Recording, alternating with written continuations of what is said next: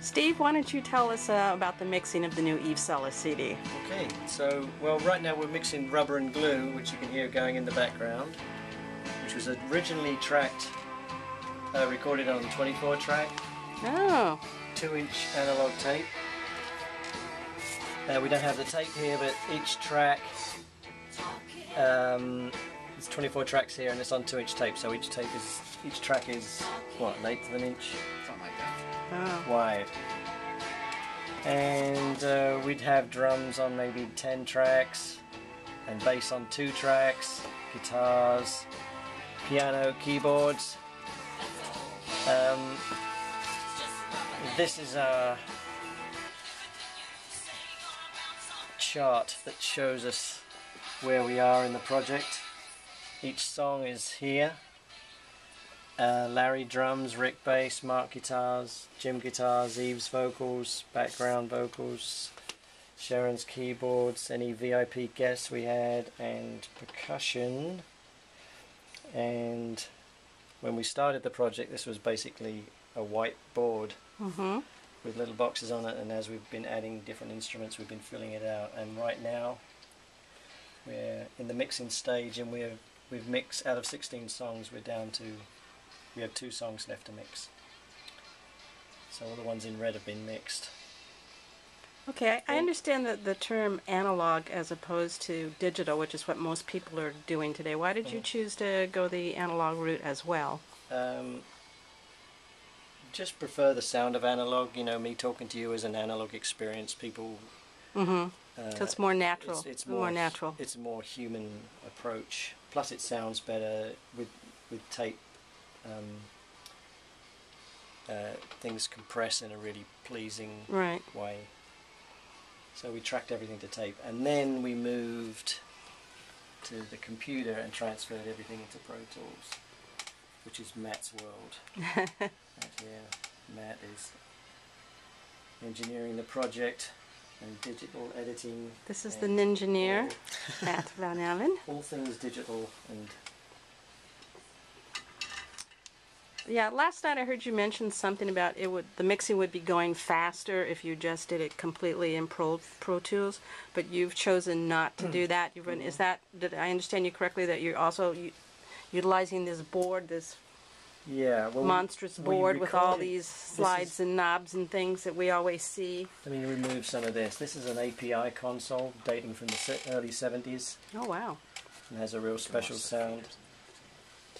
Right. So we recorded all the instruments through it onto tape, then transferred into Pro Tools, did all our editing and our additional recordings like vocals and any other sweetenings, and Albert Lee and whatever guests we had on the project. And then at the mixing stage we then send everything out of Pro Tools back through this console one more time for additional equalization and mixing. And this is the area here that where all the mixing's taking place, and has, yeah, because you've got like the names of, yeah, all like the kick drum, the snare drum, the toms, the overheads, the bass, guitars, B3, Sharon's B3, Eve's vocal is right here. And you notice that these faders all have little motors in them, so as I move things, the computer remembers how I moved them and will replay the moves exactly as performed in the mix.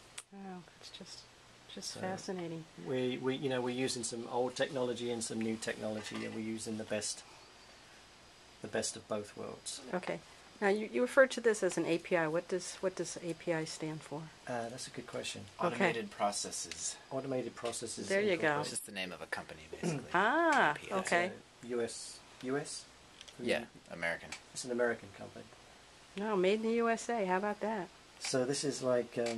really from the 70s, you say? Yeah. Wow. This is like an old Mustang or something like that.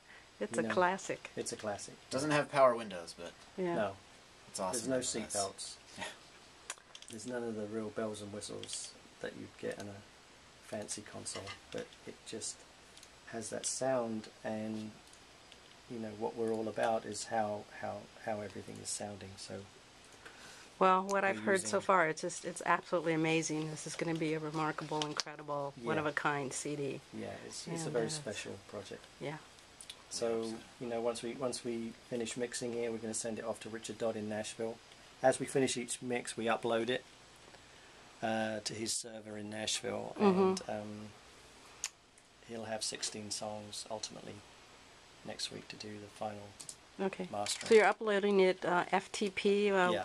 How many gigs is like one song? Each song is about 100 megabytes, depending on the length of Oh, it. They okay. come out at 96 kilohertz, 24-bit, Oh wow. and get sent over. And So it's very high. converted It's down. very high resolution. Right.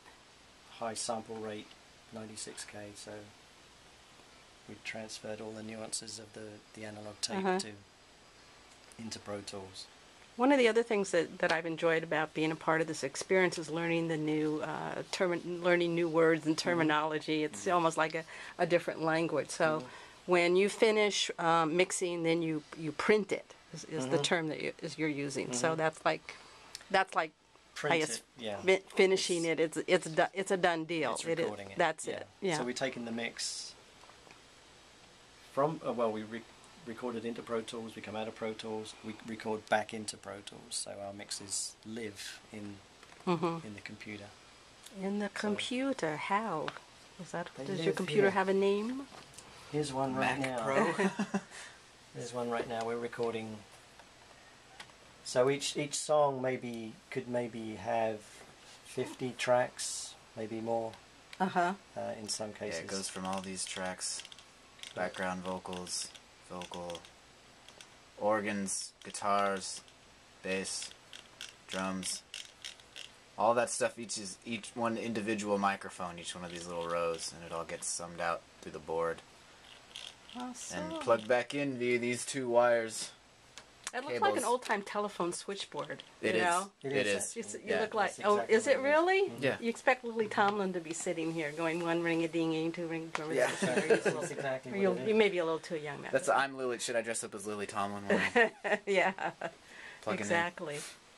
Okay, and then Matt, the engineer. What does an engineer do? it in? Well, I plug things in, and turn knobs, and I You do a operate little bit Pro more. Tools. Now, there's a term I've heard used during this process that I actually had to have Matty Mills explain to me, and I know it's something that you could explain to the fans out there. Flying. Did you fly me in? Are you going to fly me in there? Did you fly me, Flying Matt? is something that, you couldn't really do on tape as easily. I guess you could if you wanted to get really crazy. But flying, let's just say someone sings the exact same part in every chorus.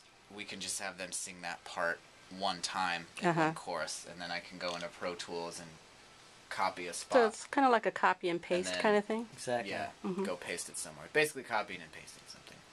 Oh, Flying. I guess Flying. would be the pilot in that case. I don't know. well, I heard you use that a few times, and I was like trying to scratch my head now. So What might that mean? Before the computer, you would have to sing the first chorus. You'd have to sing the second chorus. Right. You'd have to sing the third chorus. Right. And your voice is getting Gotcha. more hoarse, and you're Gotcha. playing. When we run really low on time and we're doing background vocals at midnight on however many tracks, And you're doing a lot of helps us flying. to fly a harmony part or two Right. in a spot. Can save on time and money. Okay, well, thank you for your time, and I'm going to let you get Thank you back so to mixing, and I know that Eve's fans are just really going to enjoy this, and That's especially cool. the ones that contributed to make this happen. Yeah. They can, That's see very cool. see the process. Thank so. you to those people. Yes, thank you. Thank you very much. Thank you. Yeah. Bye. Bye.